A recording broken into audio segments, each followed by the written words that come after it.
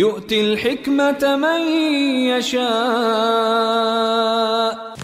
السلام عليكم ورحمة الله وبركاته. نحمده ونصلي على رسوله الكريم. أما بعد, আজকে আমরা তবকার প্রসিদ্ধ কিতাব তবকাত ইবনে সাদ সম্পর্কে আমরা সংক্ষিপ্তভাবে জানব। এই কিতাবের নাম, পরিচয়, মানহাজ, অন্যান্য যে আনুষঙ্গিক যে বিষয়গুলো রয়েছে সেই সম্পর্কে আমরা বিস্তারিত জানব। মুদ্রিত কিতাবের নাম হলো আত-তাবাকাতুল কুবরা। ইমাম যাহাবী এবং ইরাকি এই কিতাবের নাম বলেছেন আত-তাবাকাতুল কাবীর, এবং ইমাম যাহাবী এই কিতাবের লেখক সম্পর্কে বলেন যে এই কিতাবের লেখক হলেন হাফেজ আল্লামা আল-হুজ্জা আবু আবদুল্লাহ মুহাম্মদ ইবনে সাদ ইবনে মানি আল-হাশিমি মাওলাহুম, কাতিবুল ওয়াকিদি এই কিতাবের লেখক। এবং তিনি আত-তাবাকাতুল কাবীর যে কিতাবটি 10-এর অধিক খণ্ডে মুদ্রিত, অর্থাৎ 19 খণ্ডে মুদ্রিত, এবং আত-তাবাকাতুস সগীরের লেখক। তিনি 160 হিজরির পরে জন্মগ্রহণ করেন। তিনি শৈশবেই ইলম অন্বেষণ করা শুরু করে দেন এবং মহান ব্যক্তিদের সাথে যুক্ত হয়ে যান, এবং তিনি বাগদাদে 230 হিজরিতে ইন্তেকাল করেন। তবকাত ইবনে সাদের মানহাজ সম্পর্কে আমাদের জানতে হলে তবকাত ইবনে সাদকে আমরা কয়েকটি ভাগে ভাগ করব। তার মধ্যে প্রথম ভাগ হলো আসসিরাতুন নববিয়্যা, রাসূল সাল্লাল্লাহু আলাইহি ওয়াসাল্লামের জীবনী। রাসূল সাল্লাল্লাহু আলাইহি ওয়াসাল্লামের জীবনীটা তবকাত ইবনে সাদের 2 খণ্ড জুড়ে লেখা হয়েছে, অর্থাৎ 2 খণ্ড লেগে গিয়েছে শুধু রাসূল সাল্লাল্লাহু আলাইহি ওয়াসাল্লামের জীবনী লেখার মধ্যে। এবং তিনি রাসূল সাল্লাল্লাহু আলাইহি ওয়াসাল্লামের জীবনী লিখতে গিয়ে যে সকল বিষয় অনুসরণ করেছেন, যে মানহাজগুলোকে তিনি অনুসরণ করেছেন, তন্মধ্যে 1 নম্বর বিষয় হলো তিনি ইবনে ইসহাকের যে মানহাজ রয়েছে, তার বিদ্যালয়ের যে মানহাজ ছিল রাসূল সাল্লাল্লাহু আলাইহি ওয়াসাল্লামের জীবনী পর্যালোচনার বিষয়ে, সেটাকে তিনি অনুসরণ করেছেন। এই ক্ষেত্রে তিনি যে বিভিন্ন ঘটনা এবং আখবার যেগুলো রয়েছে, খবর যেগুলো রয়েছে, সেগুলোকে তিনি সনদ সহ উল্লেখ করেছেন। এরপর একটি হাদিসকে অপর হাদিসের সাথে যুক্ত করেছেন এবং বলেছেন অমুক অমুক রাবিরা হাদিসটি বর্ণনা করেছেন। বেশিরভাগ ক্ষেত্রেই তিনি তার শেখ মুহাম্মদ ইবনে ওমর আল ওয়াকিদির সনদে ঘটনা এবং খবরগুলোকে বর্ণনা করেছেন। 2 নম্বর যে বিষয়টি লক্ষ্য করেছেন সেটি হলো তিনি শুধু তার শেখ ওয়াকিদির উপরই সীমাবদ্ধ করেননি, বরং অন্যান্য যে মাসাদির রয়েছে, হাদিসের মাসাদির রয়েছে, সেগুলো থেকে তিনি হাদিস সংগ্রহ করেছেন।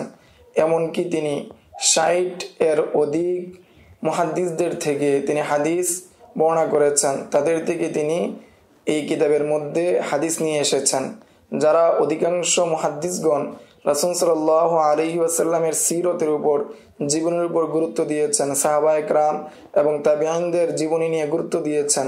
সেই সকল মুহাদ্দিসদের থেকে তিনি হাদিস এবং আখবার সংগ্রহ করেছেন। এবং এই ক্ষেত্রে অন্যান্য যে মুহাদ্দিসগণ রয়েছেন তাদের থেকেও তিনি গ্রহণ করেছেন, তবে তাদের থেকে তিনি তেমন বেশি হাদিস সংগ্রহ করেননি বা হাদিস নিয়ে আসেননি। 3 নম্বর মানহাজ বা 3 নম্বর যে বিষয়টি লক্ষ্য করেছেন সেটি হলো তিনি যুদ্ধ এবং গজওয়া সংক্রান্ত যে বিষয়গুলো রয়েছে সেই সম্পর্কে তিনি প্রধান ঘটনাগুলোকে উল্লেখ করেছেন। তারপর তিনি এই ঘটনাগুলো কারা বর্ণনা করেছেন সেগুলোকে বর্ণনা করেছেন, এবং এই ঘটনাগুলোকে পরিপূর্ণ করতে অন্যান্য রাবীদের থেকে পৃথক পৃথকভাবে তাদের হাদিসগুলোকে নিয়ে এসেছেন এবং ঘটনার পূর্ণতা দিয়েছেন। আবার যখন তিনি পূর্বের রাবীদের থেকে আবার হাদিস বর্ণনা করেছেন, তখন ওই যে সনদ রয়েছে সেই সনদকে তিনি পরিপূর্ণভাবে উল্লেখ না করে শুধু বলেছেন কওলু, অমুক অমুক রাবীরা এই ঘটনা অথবা এই হাদিসটি বর্ণনা করেছেন। 4 নম্বর যে বিষয়টি তিনি লক্ষ্য করেছেন বা পদ্ধতি অবলম্বন করেছেন সেটি হলো যখন তিনি নতুন কোনো গাজওয়া বা যুদ্ধ সংক্রান্ত আলোচনা করেছেন, তখন তিনি পুনরায় ওই সনদকে নিয়ে আসেননি, বরং তিনি পূর্বের সনদের সাথে আত্ম করে দিয়েছেন, পূর্বের সনদের সাথে যুক্ত করে দিয়েছেন, যেমনটা তার শেখ ওয়াকিদি তার ইতিহাস গ্রন্থের মধ্যে করেছেন, তেমনটি তিনি তার তবকার মধ্যে করেছেন। দ্বিতীয় তবকা হলো সাহাবায়ে কেরামের তবকা। তিনি সাহাবায়ে কেরামকে 5টি ভাগে ভাগ করেছেন। সেটা হলো সাবেকাতুল ইসলাম, ইসলামী অগ্রগামিতা এবং তাদের শ্রেষ্ঠত্বের দিক থেকে তিনি তাদেরকে ভাগ করেছেন। প্রথম তবকায় হলো যারা ওই সমস্ত মুহাজির এবং আনসারী সাহাবাদের তবকা উল্লেখ করেছেন যারা বদর যুদ্ধে অংশগ্রহণ করেছেন। দ্বিতীয় তবকায় রেখেছেন যারা ইসলাম পূর্বেই গ্রহণ করেছেন, তাদের ইসলাম গ্রহণের অগ্রগামিতা রয়েছে, সাথে সাথে তারা বদর যুদ্ধে অংশগ্রহণ করেনি এবং উহুদ যুদ্ধে অংশগ্রহণ করেছে, তাদেরকে তিনি দ্বিতীয় তবকায় রেখেছেন। তৃতীয় তবকায় রেখেছেন যারা উহুদ যুদ্ধের পরে এবং মক্কা বিজয়ের পূর্বে ইসলাম ধর্ম গ্রহণ করেছেন, তাদেরকে তিনি তৃতীয় তবকায় রেখেছেন। চতুর্থ তবকার মধ্যে যারা মক্কা বিজয়ের সময় ইসলাম ধর্ম গ্রহণ করেছে এবং মক্কা বিজয়ের পরে যারা ইসলাম ধর্ম গ্রহণ করেছে, তাদেরকে তিনি চতুর্থ তবকায় রেখেছেন। পঞ্চম তবকায় রেখেছেন রাসূল সাল্লাল্লাহু আলাইহি ওয়াসাল্লামের ওফাতের সময় যে সমস্ত সাহাবায়ে কেরামগণ ছোট ছিলেন, তাদের বয়স কম ছিল, তাদেরকে তিনি পঞ্চম তবকায় রেখেছেন। তার মধ্যে হলেন হাসান, হুসাইন, আব্দুল্লাহ ইবনে জুবায়ের, আব্দুল্লাহ ইবনে আব্বাস রিদওয়ানুল্লাহি আলাইহিম। এরপর তিনি প্রত্যেক তবকাকে তাদের বংশ অনুযায়ী বিভক্ত করেছেন। প্রথমে তিনি রাসূল সাল্লাল্লাহু আলাইহি ওয়াসাল্লামের যে গোত্র বনি হাশেম, তাদেরকে দিয়ে তিনি শুরু করেছেন। এরপর কুরাইশ গোত্রের অন্যান্য যে শাখা পোশাখাগুলো ছিল তাদেরকে নিয়ে এসেছেন। এইভাবে সমস্ত কবিলা অর্থাৎ আদনানিয়া থেকে কহতানিয়া সমস্ত কবিলাকে ধারাবাহিকভাবে তিনি নিয়ে এসেছেন এবং কতক সাহাবীর জীবনীকে তিনি পুনরাবৃত্তি করেছেন। শহর ভিত্তিক জীবনী লেখার ক্ষেত্রে বা শহর ভিত্তিক যে সমস্ত রুয়াত, মুহাদ্দিস এবং উলামায়ে কেরামগণ ছিলেন, তাদের জীবনীকে উল্লেখ করতে গিয়ে প্রথমে তিনি ওই শহরে যে সাহাবী আগমন করেছেন সেই সাহাবীর জীবনীকে তিনি পুনরাবৃত্তি করেছেন। কিন্তু পুনরাবৃত্তি করার সময় ওই সাহাবীর জীবনীকে বিস্তারিত আকারে উল্লেখ করেন নাই, বরং তার জীবনীকে সংক্ষিপ্ত আকারে, ইখতিসার আকারে উল্লেখ করেছেন। তৃতীয় তবকা হলো সাহাবায়ে কেরামের পরে যে সমস্ত তাবিঈন রয়েছেন এবং তবে তাবিঈন রয়েছেন। এইভাবে লেখক অর্থাৎ মুহাম্মদ ইবনে সাদের যুগ পর্যন্ত যে সমস্ত রাবীরা ছিলেন তাদেরকে তিনি নিয়ে এসেছেন এবং তাদের তবকা উল্লেখ করতে গিয়ে শহর ভিত্তিক বিভিন্ন ভাগে ভাগ করেছেন, যে এক এক শহরের তবকা এক একভাবে ভাগ করেছেন। ফলে মদিনার মধ্যে তিনি তার রাবীদেরকে 7 ভাগে ভাগ করেছেন এবং মক্কার মধ্যে 5 ভাগে ভাগ করেছেন। কুফার যে রাবীরা আছেন, কুফার যে উলামায়ে কেরামগণ ছিলেন, তাদেরকে তিনি 9 ভাগে ভাগ করেছেন। বসরার মধ্যে যে উলামায়ে কেরামগণ ছিলেন তাদেরকে তিনি 8 ভাগে ভাগ করেছেন। এইভাবে ইসলামী যে শহরগুলো ছিল সেই সময়, সেই সমস্ত শহরের বড় বড় মুহাদ্দিস এবং রাবীদেরকে তিনি এইভাবে ভাগ করেছেন। এরপর তিনি তাবিঈনদেরকে 3 থেকে 4টি ভাগে ভাগ করেছেন, 4টি তবকায় ভাগ করেছেন। কিন্তু তাবিঈন এবং আতবাউত তাবিঈন এবং তাবুল আতবা যারা রয়েছে তাদেরকে তবকাতে ইবনে সাদের মধ্যে পৃথক করা অত্যন্ত একটি কঠিন বিষয়। তবে যাদের এই বিষয়ে পাণ্ডিত্য রয়েছে, ইলমুর রিজাল সম্পর্কে গভীর জ্ঞান রয়েছে, তারা সহজেই ভাগ করতে পারবে। এছাড়া অন্য কেউ তবকাতে ইবনে সাদ থেকে তাবিঈন, তাবিঈন, তাবুল আতবা যারা রয়েছে তাদেরকে সহজে ভাগ করতে পারবে না। যেমনটা ভাগ করা হয়েছে তাময়িজুস সাহাবা এবং অন্যান্য কিতাবের মধ্যে যেভাবে ভাগ করা হয়েছে সেভাবে তবকাতে ইবনে সাদের মধ্যে ভাগ করা হয়নি। এই প্রকার ভাগ করার ক্ষেত্রে ইবনে সাদ প্রত্যেক শহরের মুহাদ্দিসিন এবং ফুকাহায়ে কেরামগণ যারা ছিলেন তাদেরকে তিনি ভাগ করেছেন এবং তাদের জীবনীকে তিনি আলোচনা করেছেন এবং আলোচনা করতে গিয়ে যেই শহরের মধ্যে যে সাহাবী অবতরণ করেছেন, সেখানে বসবাস করেছেন, তাদের জীবনীকে তিনি অগ্রগামী করেছেন। কিন্তু সেই সময় অর্থাৎ দ্বিতীয়বার যখন কোনো সাহাবীর জীবনীকে নিয়ে এসেছেন সেটাকে তিনি সংক্ষিপ্ত আকারে নিয়ে এসেছেন, বিস্তারিত আকারে নিয়ে আসেননি। এখন আমরা জানবো রাবীদের জীবনী লেখার উসলুব কি ছিল, নিয়ম কি ছিল, সেই সম্পর্কে আমরা জানবো। ইবনে সাদ সাহাবী, তাবিঈন এবং আতবাউত তাবিঈনদের মধ্যে যারা মুতাকাদ্দিমিন ছিলেন তাদের জীবনীকে তিনি দীর্ঘায়িত করেছেন এবং বিস্তারিত আকারে বর্ণনা করেছেন আর এর বিপরীতে তার যুগে যারা ছিলেন বা আতবাউত তাবিঈন যারা ছিলেন, তার পরবর্তীতে যারা আসছেন, তাদের জীবনীকে তিনি ততটা দীর্ঘ বা ততটা বিস্তারিত আকারে বর্ণনা করেননি। সাহাবায়ে কেরাম এবং তাবিঈনদের জীবনীকে দীর্ঘায়িত করার মূল কারণ হয়তো এটা, কেননা তাদের আখবার এবং তাদের পরিচয় অত্যন্ত গুরুত্বপূর্ণ, কেননা তাদের মাধ্যমে হাদিস এবং এই দিন সংরক্ষণ হয়েছে। এই জন্য ইবনে সাদ তাদের জীবনীকে বেশি গুরুত্ব দিয়েছেন। রাবীদের জীবনী উল্লেখ করতে গিয়ে তিনি যে বিষয়গুলোকে গুরুত্ব দিয়েছেন, তন্মধ্যে 1 নম্বর হলো তিনি বংশের দিকে গুরুত্ব দিয়েছেন। রাবীর তার বাবার দিকের যে বংশীয় বিষয়গুলো আছে, বংশ রয়েছে, সেটি তিনি বর্ণনা করেছেন। কখনো কখনো তার মায়ের যে বংশ আছে সেটাও তিনি বর্ণনা করেছেন। এমনকি সেগুলো বর্ণনা করতে করতে তিনি ইসলামের পূর্ব যুগ পর্যন্ত তাদের যে বংশ রয়েছে সেটাও তিনি বর্ণনা করেছেন। এই জন্য তার কিতাবকে ধরা যায় যে বংশ সংক্রান্ত একটি সমৃদ্ধ একটি কিতাব হিসাবে ধরা যায়। এবং তার এই বিষয়গুলো অর্থাৎ নসব সংক্রান্ত, বংশ সংক্রান্ত যে তথ্যগুলো তিনি তার কিতাবে নিয়ে এসেছেন, এই বিষয়টা দালালত করে আনসাব সম্পর্কে তার গভীর জ্ঞান এবং এই বিষয়ে তার ব্যুৎপত্তির উপর দালালত করে। 2 নম্বর যে বিষয়টি গুরুত্ব দিয়েছেন সেটি হলো রাবীর ছেলে মেয়ে এবং রাবীর মা এবং রাবীদের যে স্ত্রীরা ছিলেন তাদের নামগুলোকেও তিনি উল্লেখ করেছেন। 3 নম্বরে যে বিষয়টি গুরুত্ব দিয়েছেন, উল্লেখ করেছেন বা মানহাজ অবলম্বন করেছেন, সেটি হলো তিনি রাবীর কুনিয়ত উল্লেখ করেছেন, লকব উল্লেখ করেছেন, তার পেশাগত যদি কোনো ধরনের লকব থাকে সেটাও তিনি উল্লেখ করেছেন, অথবা রাষ্ট্রীয়ভাবে তার যদি কোনো পদ থাকে সেটাও তিনি উল্লেখ করেছেন। সাথে সাথে তার যদি কোনো ধরনের কাজার দায়িত্ব থাকে, যে কাজার দায়িত্ব তিনি পালন করেছেন, বিচারের দায়িত্ব পালন করেছেন, সেটাও তিনি উল্লেখ করেছেন। এরই সাথে সাথে তিনি এই রাবী কোন কোন শহরে সফর করেছেন সেটাও উল্লেখ করেছেন। আবার শহর কেন্দ্রিক জীবনী উল্লেখ করতে গিয়ে ওই রাবীর জীবনীকে তিনি তাকরারও করেছেন। 4 নম্বরে যে বিষয়টি উল্লেখ করেছেন সেটি হলো তিনি সূক্ষ্মভাবে রাবীর জন্মগত বা সৃষ্টিগত যেই গুণাবলী রয়েছে, তার উচ্চতা, রং, এই বিষয়গুলোকে বর্ণনা করেছেন। আবার চারিত্রিক যে গুণাবলী রয়েছে সেগুলোকেও তিনি বর্ণনা করেছেন। এমনি ভাবে তার ইলমি মাকান প্রকাশ পায়, এই বিষয়গুলোকেও তিনি গুরুত্ব দিয়েছেন। তার আকীদা কি ছিল সেগুলোকেও তিনি গুরুত্ব দিয়েছেন। তার শায়েখকে, তার উস্তাদ কারা এবং তার ছাত্র কারা, এই বিষয়টা উল্লেখ করেছেন।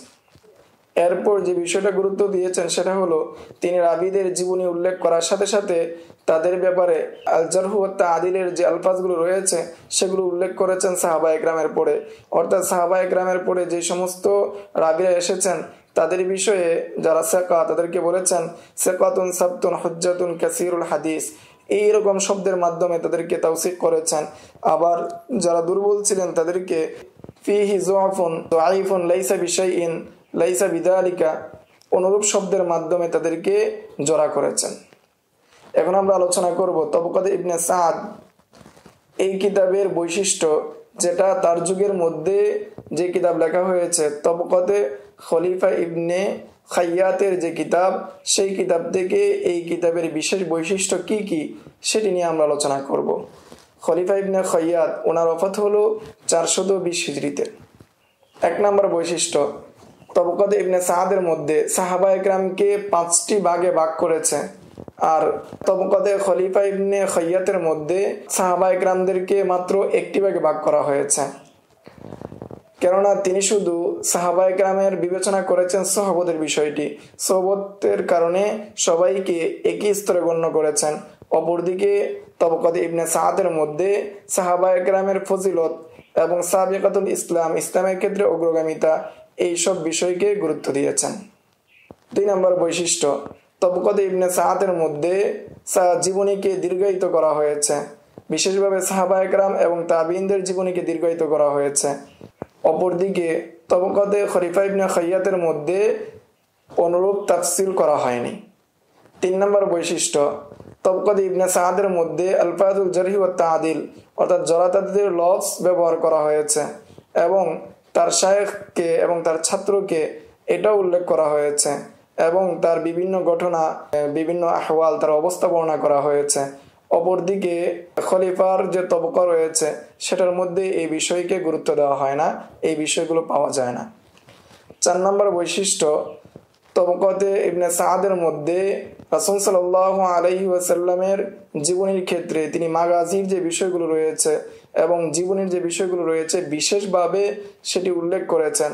অপরদিকে তবকাতে খলিফা ইবনে খাইয়াতের কিতাবের মধ্যে এই দুটি বিষয় অর্থাৎ রাসূল সাল্লাল্লাহু আলাইহি ওয়াসাল্লামের জীবনীর বিশেষ যে আলোচনা সেগুলোকে উল্লেখ করা হয় নাই, অনুরূপভাবে মাগাজির যে বিষয়গুলো রয়েছে সেগুলোকে উল্লেখ করা হয় নাই। এখন আমরা আলোচনা করব যে তবকাতে ইবনে সাদ এবং তবকাতে খলিফা ইবনে খাইয়াতের মধ্যে উভয় কিতাবের মধ্যে কোন কোন বিষয়গুলো মুশতারক, অর্থাৎ উভয় কিতাবের মধ্যে কোন কোন বিষয়গুলো পাওয়া যায় একই সাথে, সেটি নিয়ে আমরা আলোচনা করব। 1 নম্বর যে বিষয় সেটি হলো যে তবকা নির্ধারণ করা। সাহাবায়ে কেরামের পরে যে সমস্ত তবকা এসেছে সেই তবকার মধ্যে ভাগ করার ক্ষেত্রে মুহাম্মদ ইবনে সাদ এবং খলিফা ইবনে খাইয়াত উভয়জন একই রীতি অবলম্বন করেছেন। সেটা হলো সাহাবায়ে কেরাম এবং তাবিঈনদের সাক্ষাৎ।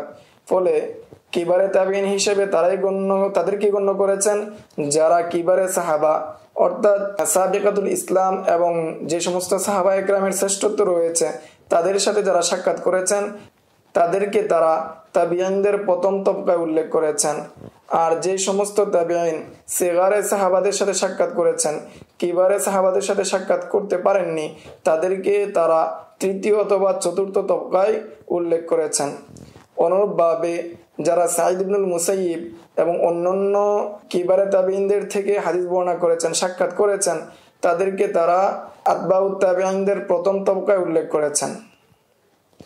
দ্বিতীয় বিষয়, বংশ ক্ষেত্রে গুরুত্ব দেওয়া, বংশের যে আলোচনা সেটার ক্ষেত্রে গুরুত্ব দেওয়া এবং গুরুত্ব দিতে গিয়ে ইসলামের পূর্ব পর্যন্ত তাদের বংশের আলোচনা করা।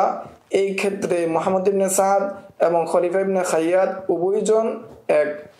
ফলে সাহাবায়ে কেরামের জীবনীর পর থেকে বংশের দিক থেকে গুরুত্ব দেওয়া কমতে থাকে। এইভাবে শেষ তবকা পর্যন্ত গিয়ে এর বিষয়টি নাই হওয়ার মতো হয়ে যায়, অর্থাৎ তেমন একটি বংশের মধ্যে গুরুত্ব দেওয়া পাওয়া যায় না। কেননা সেই সময় অর্থাৎ শেষ তবকা যে ছিল সেই শেষ তবকার যে সময়টা সেই সময়ের মধ্যে মানুষকে নিসবত করা হতো জায়গার দিক থেকে, তার কবিলার দিক থেকে, তার শহরের দিক থেকে এবং তার যে কাজ রয়েছে কাজের দিকে নিসবত করা হতো।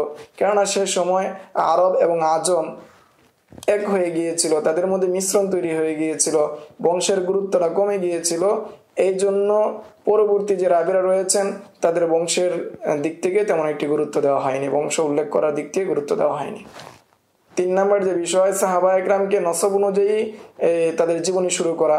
এই ক্ষেত্রে রাসূল সাল্লাল্লাহু আলাইহি ওয়াসাল্লামের যে গোত্র বনি হাশেম থেকে শুরু করে পরবর্তীতে কুরাইশদের অন্যান্য যে শাখা গোত্র রয়েছে তাদের আলোচনার ক্ষেত্রে তারা দুজন এক ছিলেন। 4 নম্বর যে তারা উভয়জন সাহাবায়ে কেরামের জীবনীকে পুনরাবৃত্তি করেছেন।